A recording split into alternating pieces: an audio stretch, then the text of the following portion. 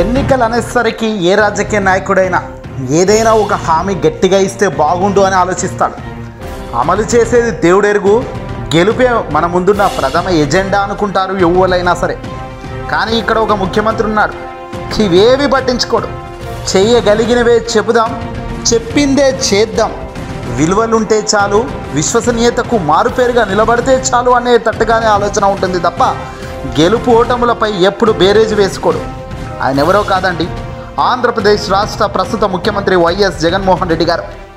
2024 ఎన్నికలు వచ్చేసరికి తెలుగుదేశం పార్టీ మాదిరిగా, జనసేన పార్టీలో పవన్ మాదిరిగా, బీజేపీ కేంద్రం మాదిరిగా పూటకో మాట గంటకో ఆట ఆడే వ్యక్తి కాదు జగన్. ప్రజల జీవితాలతో ఆడుకునే వ్యక్తి కాదు జగన్.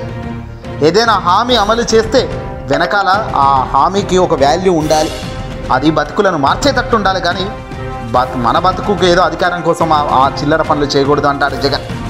తాజాగా మేనిఫెస్టో అంటే ఇదిరాబాయ్ అనేటట్టుగా తాజాగా ఒక పెద్ద మేనిఫెస్టో, 2 పేజీల మేనిఫెస్టోని జగన్ విడుదల చేయడం జరిగింది. ఇచ్చిన మాట మీద నిలబడటమే మా విశ్వసనీయత అంటూ ముఖ్యమంత్రి జగన్మోహన్ రెడ్డి గారు విడుదల చేసిన మేనిఫెస్టో ప్రజలు ఎంతో ఆసక్తిగా ఎదురు చూశారు. ఆసక్తిగా జగన్ చెప్పిన ప్రతి మాట తమ గుండెల్లో పెట్టుకున్నారు. ఆకాశానంత హామీలు లేవు, ఇంటింటిలో బంగారు కడ్డీలు లేవు, ఊరు వాడ పందరి వేస్తాం, రోజు మీకు విందులు వినోదాలు భోజనాలు పెడతామన్న మాయమాటలు లేవు ఈ మేనిఫెస్టోలో.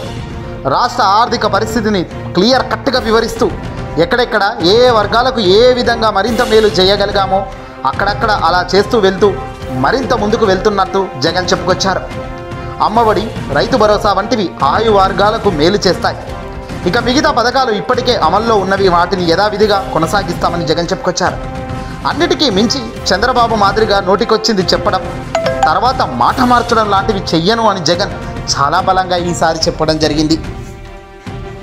ఏది చెబుతానో అదే చేస్తానన్న నమ్మకం ప్రజల్లో ఉండడంతో కేవలం ఏదైతే చేయగలుగుతామో, ఆర్థిక పరిస్థితి ఏ రకంగా మేలుగా ఇవన్నీ చేసే పద్ధతిగా ఉంటుందో కేవలం వాటివి మాత్రమే అమలు చేస్తూ ముందుకెళ్లారు.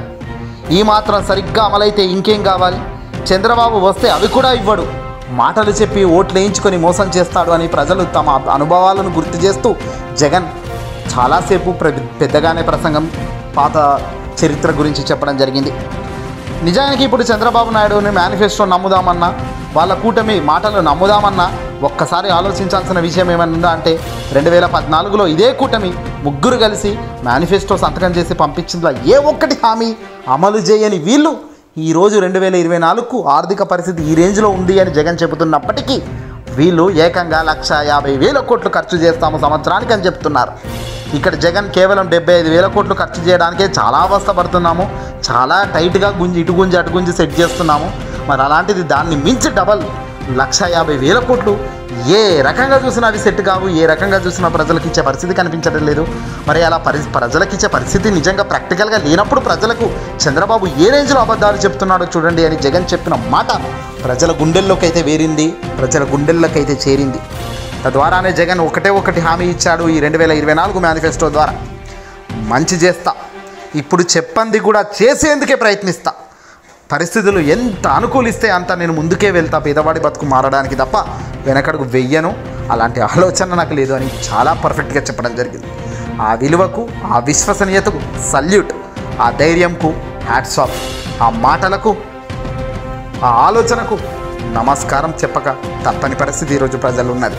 ఒక్క జగన్ చెబుతున్న ప్రతి మాట ఈ రేంజ్లో ప్రజలు వింటున్నారంటేనే తెలుస్తుంది ఆ మాటకున్న వాల్యూ, విశ్వసనీయత, వాల్యూ ఆఫ్ మనిషికున్న వాల్యూ ఏంటి అనేది. ఏదేమైనా ఒక మనిషి వాల్యూ తప్పినప్పుడు, ఒక మనిషి తనను తాను నిరూపించుకోలేనప్పుడు, ఒక మనిషి తాను చెప్పింది చేయలేనప్పుడు ప్రజలు నమ్మరు.